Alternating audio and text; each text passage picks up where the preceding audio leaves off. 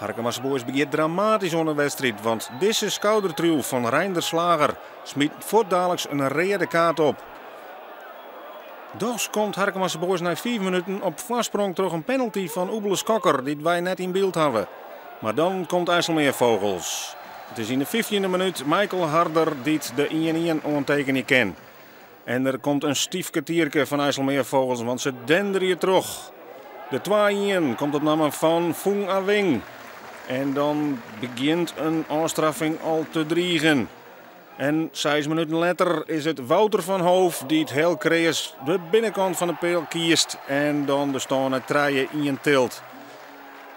Binnen het jaloeren wordt het 4-1. En deze keer is het Jeffrey Verwij die het trefzeker is voor IJsselmeervogels.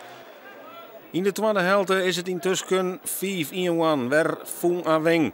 Als Harkemasse Boys dan toch wat waarom doen kan via de tweede goal van Oebeles Kokker. De 59e minuut hebben we dan skreun, maar het god blijft daar. En IJsselmeervogels die maken het nog slimmer. Want een kwartier voor tijd is het Jan de Graaf die het 6-1 ontekent. Een zwiere nederlaag die het nog groter dreigen te worden, maar Jacob de Vries redt deze strafschop. Eindstand 6-2.